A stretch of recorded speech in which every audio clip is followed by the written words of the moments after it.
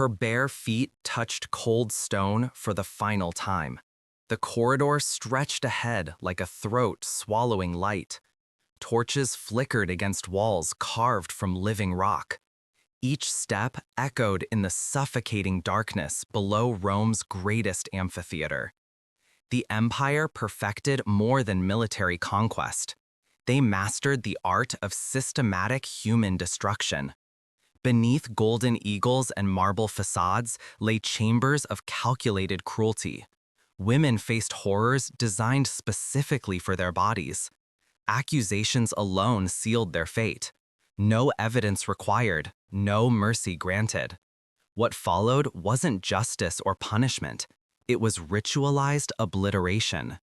The Roman legal system evolved like a predator, learning to hunt. From the founding of the Republic in 509 BC to the establishment of the Empire in 27 BC, Rome's approach to punishment grew increasingly sophisticated. Women found themselves trapped within a hierarchy that offered little protection and endless vulnerability. Initially, torture remained reserved for slaves under Roman law. But by the 2nd century CE, the practice expanded to encompass lower social classes, Christians, and any woman deemed morally suspect. Across the empire's vast expanse, from the fog-shrouded hills of Britannia to the sun-baked streets of Alexandria, these methods spread like poison through the bloodstream of civilization. The legal framework provided perfect cover for systematic brutality. Slaves comprised nearly 30% of Rome's population, with women representing half of that number. Free women of lower classes faced similar fates when accused of crimes against the state or violations of moral law. Geographic reach amplified the horror. Roman governors carried these practices to every corner of their domain. Provincial administrators adapted methods to local customs while maintaining the core principle: absolute submission through unbearable pain. The empire justified everything through institutional necessity. Punishment served to maintain order. Interrogation extracted vital information. Public spectacle reinforced imperial power. The wooden beam scraped against stone as she was forced to carry the instrument of her own destruction. Each step toward the execution ground marked another moment of public humiliation. Another fragment of dignity torn away by the watching crowds. Rome didn't invent crucifixion. The Assyrians and Babylonians had used similar methods centuries earlier. The Persians systematized the practice, turning it into an art of prolonged suffering. But Rome perfected it, transforming execution into theater. The process began with stripping, removing every barrier between victim and spectator. For women, this represented the first layer of calculated humiliation. What came next was scourging, leather whips embedded with metal fragments that tore flesh from bone with methodical precision. Then came the carrying. The condemned woman dragged her own cross through streets lined with jeering citizens. The weight of seasoned wood pressed against shoulders already torn by the whip. Blood mixed with dust beneath her feet. At the execution site, iron spikes waited. Roman executioners had learned the precise placement needed to maximize suffering while preventing immediate death. Through the hands, between the small bones of the wrist, through the feet, pinning them to the wooden upright. Yet what distinguished the Roman approach wasn't just the physical mechanics of death. It was the deliberate targeting of those society deemed most vulnerable. Christian women faced particular brutality during the Great Persecutions. From Nero's reign in 64 AD through Constantine's Edict of Milan in 311 AD, countless women died on Roman crosses for their faith. Saints Perpetual and Felicity became symbols of this systematic persecution. The uprising of Boudicca in 60 AD provided another grim example. After crushing the Ini rebellion, Roman forces crucified hundreds of Celtic women. Tacitus recorded how the victors displayed bodies along major roads as warnings to other tribes. Public nudity served dual purposes in these executions. It intensified personal shame while satisfying the crowd's appetite for degradation. Roman audiences gathered not just to witness death, but to participate in the complete destruction of human dignity. The physical mechanics were designed for prolonged agony. Hanging by the arms caused gradual shoulder dislocation. The victim struggled to breathe as chest muscles cramped from the unnatural position. Death came through asphyxiation, dehydration, or blood loss, sometimes taking days to arrive. Family members were often forced to watch. Children witnessed their mother's final moments. Husbands stood helpless as wives endured hours of systematic torture. This psychological dimension multiplied the punishment's impact far beyond individual suffering. The cross became Rome's signature statement about imperial power. Every execution declared the empire's absolute authority over life and death. No crime was too small, no person too insignificant to escape Rome's reach. But crucifixion was just one tool in Rome's arsenal of calculated cruelty. What waited in the torture chambers below ground would make the public spectacle of the cross seem almost merciful by comparison. Regional variations added local flavor to the basic method. Germanic provinces left bodies exposed to winter elements. Mediterranean territories used different wood types. Egyptian administrators adapted techniques for desert conditions. Yet the core principle remained constant across the empire. Rome would break its enemies completely before granting them death. For women, this breaking began long before the final nail was driven home. Iron rings held her spread eagle against the wooden wheel, each limb a target for calculated destruction. The device stood like an obscene altar in the stone chamber, its purpose unmistakable to anyone who entered. Rome borrowed the breaking wheel from Greek traditions, then refined it with typical Roman efficiency. The wooden wheel, nearly 8 feet in diameter, was mounted horizontally on a sturdy post. Metal restraints at precise intervals held victims immobile while executioners went about their methodical work. The process followed established procedure. Thick wooden blocks were placed under the victim's major joints: hips, knees, ankles, elbows, wrists. Each placement was calculated to ensure maximum bone fracture when the heavy iron bar came crashing down. Roman women faced the wheel for specific crimes. Adultery involving military officers warranted this punishment, as did treason against the state. Slave women who poisoned their masters often met this fate. The crime determined the execution's pace, but the outcome remained invariably the same. Regional commanders adapted the basic method to local conditions. In Galatic provinces, broken victims were left exposed to harsh weather conditions. GIC territories combined the wheel with fire, adding burning to the catalog of suffering.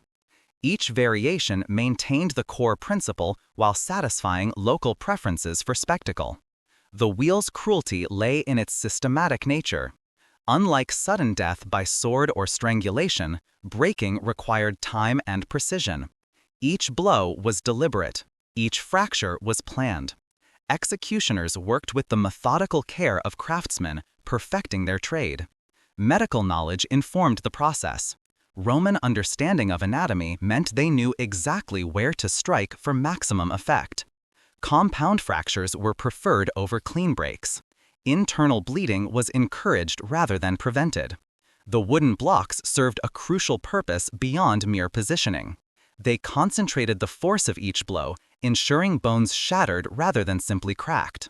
The sound of breaking bones became part of the psychological warfare, terrifying other prisoners awaiting their own fate. Between each blow came waiting. Minutes stretched into hours as victims contemplated the next fracture. This psychological element multiplied physical pain through anticipation and dread. Legal records from various provinces mention the wheel's use against women throughout the imperial period. Military court documents from frontier regions detail cases involving camp followers accused of espionage. Civil court records from urban centers describe wealthy women broken for conspiring against local governors. The wheel required significant resources. Skilled craftsmen built each device. Trained executioners operated them. Medical advisors guided the process. This investment reflected the punishment's importance within Roman legal tradition. Survival was theoretically possible, but practically impossible. The combination of multiple fractures, internal bleeding, and shock proved uniformly fatal. Death might take hours or days, but it always arrived eventually. Some accounts mention divine intervention or miraculous survival, but these likely represent later Christian embellishments rather than historical fact. Roman efficiency left little room for miracles in the torture chamber. She knelt in the center of the circle as her fellow prisoners raised stones and clubs, their eyes hollow with the knowledge of what came next. The ancient military punishment known as fugurarium had evolved beyond its original scope, reaching into civilian populations with devastating effect. Originally designed for individual soldiers guilty of cowardice or desertion, the practice soon expanded to include collective punishment scenarios. When entire units faced discipline, families became targets alongside the men who served. The mechanics were brutally simple. The condemned was surrounded by members of their own group, fellow soldiers, camp followers, or auxiliary unit families. Each person received stones and wooden clubs. Refusal to participate meant joining the victim in the center of the circle. Female camp followers faced particular vulnerability during frontier rebellions. When auxiliary units mutinied or deserted, their families shared the consequences. Women who had followed husbands and lovers into military service found themselves facing death at the hands of people they had considered friends. The aftermath of the Teutoburg forest disaster in 9 AD saw widespread implementation of fubularium against Germanic auxiliary families suspected of collaboration. Historical accounts describe circles of women stoning their own companions while Roman officers watched from raised platforms. Stoning represented an alien concept to Roman legal tradition. Unlike other forms of execution that required skilled executioners, fubularium forced communities to destroy themselves from within. This psychological dimension served multiple purposes beyond simple punishment. The Pannonian Revolt between 6 and 9 AD provided another grim example. When Urian auxiliary units rebelled against Roman authority, their families faced collective retribution. Women and children who had lived peacefully in military settlements suddenly found themselves designated as enemies of the state. Military law operated under different principles than civilian courts. Collective punishment was not only permitted but encouraged as a tool of unit discipline. The logic was straightforward. If entire groups shared responsibility for individual crimes, they would police themselves more effectively. The randomness of selection added another layer of terror. In some cases, lots were drawn to determine victims. In others, accusations from fellow camp members sealed fates. Women could find themselves condemned based on whispered suspicions or personal vendettas. Documentation from various military archives describes the practice continuing throughout the imperial period. Frontier garrisons from Hadrian's Wall to the Rhine Delta recorded similar punishments for family groups associated with rebellious units.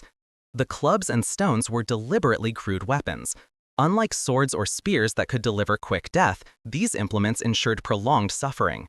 Victims rarely died from the first few blows, instead enduring gradual battering until internal injuries or blood loss finally brought release. Survival was impossible by design. The circle continued until movement ceased completely.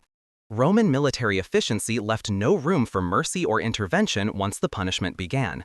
The arena sand had been red, but nothing could hide the dark stains from yesterday's games as she was pushed through the gate. Above, 50,000 voices merged into a single roar of anticipation. Below, in the elaborate network of tunnels and cages, trained animals waited for their human prey. Domnio Abestas reached its peak during the Julio-Claudian dynasty between 27 BC and 68 AD. The Colosseum's completion in 80 AD provided the perfect venue for these spectacles. Its hydraulic animal lifts and specialized holding areas designed specifically for human-animal combat. The selection of beasts followed established protocol. Lions from North Africa commanded the highest prices and generated the greatest crowd excitement. Leopards offered speed and ferocity. Bears provided raw power and unpredictability. Wild boars delivered savage brutality that satisfied even the most bloodthirsty spectators. Women faced this punishment for specific categories of crimes. Christian martyrs represented the largest group during the Great Persecution between 303 and 311 AD. Political prisoners' wives and daughters followed closely, their deaths serving as warnings to potential rebels across the empire. The preparation ritual added layers of humiliation before death. Public stripping occurred in full view of the crowd, removing the final barrier between victim and spectator. Binding prevented escape attempts, though the arena's design made survival impossible regardless of the victim's condition. Saint Blondina's ordeal in 177 AD became legendary among early Christians. Historical accounts describe how she survived the initial mauling, leading to claims of divine intervention. More likely, the animals had been fed recently or proven reluctant to attack immediately. Nero's persecution following the Great Fire of 64 AD provided numerous female victims for the arena. Contemporary accounts describe how Christian women were dressed in animal skins before being released to wild dogs, adding theatrical elements to their deaths. Crowd psychology played a crucial role in these events. The amphitheater's design focused attention on the arena floor, creating collective participation in the violence. Spectators became accomplices through their cheers and jeers, their bloodlust fueling demand for ever more elaborate spectacles. Seasonal timing coordinated these events with major festivals and coronations. Imperial celebrations. The games honored gods, commemorated military victories, or celebrated imperial birthdays. Each occasion demanded fresh victims, creating steady demand for condemned prisoners. The economic investment was substantial.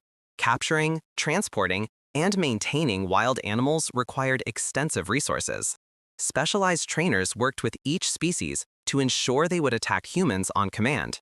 Veterinarians kept the beasts healthy and aggressive. From Rome's amphitheater to provincial arenas in Antioch, Alexandria, and Carthage, the practice spread across the empire's urban centers. Local governors competed to provide the most spectacular games, importing exotic animals from distant provinces. Death came through mauling, crushing, or traumatic shock. The animals rarely consumed their human prey completely, instead leaving mangled remains for arena slaves to collect between events. This waste was considered acceptable given the punishment's primary purpose, public entertainment, combined with state terror. Survival stories represent wishful thinking rather than historical fact. Roman efficiency and animal training ensured that victims entering the arena never emerged alive. The spectacle demanded death, and Rome always delivered what its citizens expected from their entertainment. The leather sack waited at the riverbank, its dark interior already occupied by creatures that would share her final moments. This method of execution, reserved for the most heinous crimes against nature itself, represented Roman law's attempt to purify society through ritualized drowning. Penicalli traced its origins to the earliest Roman legal traditions. King Numa's laws established between 715 and 673 BC first prescribed this punishment for mitricide and parricide. The method survived for nearly 8 centuries, adapting to changing legal circumstances while maintaining its core elements. The symbolic components carried deep meaning within Roman religious thought. A dog represented shamelessness and unnatural behavior. A rooster symbolized lustful excess and moral corruption. A viper embodied the poison of betrayal and treachery. A monkey mocked human dignity through grotesque mimicry. The condemned woman faced this fate for specific crimes that violated the natural order. Mothers who killed their children represented the ultimate perversion of maternal instinct. Daughters accused of murdering parents transgressed the most sacred bonds of family loyalty. Poisoning cases involving wealthy Roman matrons frequently ended with poenoculi. The indirect nature of poison was considered particularly feminine in its cowardice, warranting a death that matched the crime's secretive character. The ritual preparation involved ceremonial elements that satisfied religious requirement. Priests performed purification rites before the execution, seeking to cleanse the community of contamination from such unnatural crimes. The leather sack itself was blessed and consecrated for its grim purpose. Execution locations varied according to the crime's significance and the criminal's social status. High-profile cases took place at the Tiber River in Rome, where crowds could gather to witness the final act. Provincial areas used local rivers and streams for lesser criminals. The process began with the victim being sewn into the leather sack along with the animals. Complete darkness descended as the final stitches closed off all light and air. The animals, confined and terrified, would panic immediately upon immersion. Transportation to the water involved ceremonial processions that reinforced the punishment's religious significance. Priests chanted purification prayers while the sealed sack was carried to the execution site. The crowd's participation made the community complicit in the cleansing ritual. Water entry marked the beginning of the end. The sack sank immediately under the combined weight of human and animal bodies. Inside, panic and terror multiplied as air ran out and water seeped through the leather seams. The legal framework expanded over time to include other crimes deemed unnatural. Sexual relations with close family members, conspiracy against the adulterous, and certain forms of religious sacrilege all warranted this particular form of execution. Regional variations reflected local customs and available water sources. Coastal areas used sea execution, while inland provinces relied on rivers and lakes. Mountain regions adapted the method for available terrain, but the core principle remained unchanged. Death came through multiple causes: drowning, suffocation, panic, or trampling by terrified animals. The combination ensured that survival was impossible, while maintaining the ritual's symbolic power to purify the community through water. In the depths of the Talanum prison, the Carnifex sharpened his tools with the methodical precision of a master craftsman. Each blade served a specific purpose. Every 10th person faced death, regardless of age, gender, or actual involvement in the alleged crime. This randomness intensified the terror while maintaining the illusion of divine justice. Auxiliary unit families faced particular vulnerability during frontier rebellions. These communities had followed husbands and fathers to distant provinces, establishing settlements near military installations. When political loyalties shifted or units mutinied, entire families found themselves designated as enemies of the state. The aftermath of the Tudberg forest disaster in 9 AD saw widespread implementation of decimatio against Germanic auxiliary families. Historical accounts describe how Roman commanders suspected widespread collaboration with rebel forces. Collective punishment seemed the only adequate response to such massive military failure. Women caught in these selections faced the same brutal end as their male counterparts. Fellow unit members were forced to serve as executioners, using stones and clubs to beat selected victims to death. Refusal to participate meant joining the condemned in the center of the killing circle. The Panian Revolt between 6 and 9 AD provided another grim example of collective punishment, extending to civilian populations. When Urian auxiliary units rebelled against Roman authority, their families shared the consequences of military insubordination. But the true horror of decimatio wasn't found in its randomness or brutality. It lay in how this ancient punishment transformed loyal communities into instruments of their own destruction. Command structure ensured that responsibility flowed upward while punishment flowed downward. Centurions oversaw the selection process. Tribunes authorized the executions. Legates reported results to higher authorities. This bureaucratic chain insulated decision-makers from direct involvement in the killing. The psychological impact extended far beyond immediate victims. Survivors lived with the knowledge that they had participated in killing innocent friends and neighbors. Unit cohesion, theoretically strengthened through shared trauma, often crumbled under the weight of collective guilt. Military records from various provinces document decimatio's continued use throughout the imperial period. Frontier armies from Hadrian's Wall to the Euphrates River maintained this punishment as a tool of last resort when standard discipline failed. Geographic implementation varied according to local conditions and available personnel.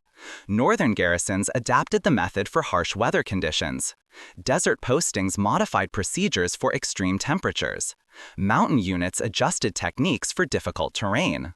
The randomness that made decimatio so terrifying also made it ultimately counterproductive.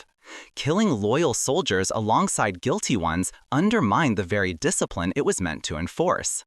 The marble facades and golden eagles could never quite mask the empire's foundation built on breaking human spirits. For over 4 centuries, Roman torture methods evolved from crude intimidation into sophisticated systems of social control, leaving scars across generations that extended far beyond individual victims. Women bore the particular burden of this systematic cruelty. Their bodies became battlegrounds where Rome fought its wars against perceived threats to moral order, religious orthodoxy, and imperial authority. From the Colosseum's blood-soaked sands to the dank cells beneath provincial courthouses, female suffering served the state's broader purposes. The geographic scope defies comprehension. Roman methods spread from Britain's foggy moors to Egypt's burning deserts, from Spain's rocky coasts to Mesopotamia's fertile valleys. Every province, every garrison, every administrative center maintained the tools and expertise necessary to break human resistance through calculated pain. Legal evolution accompanied territorial expansion. What began as simple military discipline expanded into elaborate civilian procedures. Torture, initially reserved for slaves, eventually reached citizens of lower classes.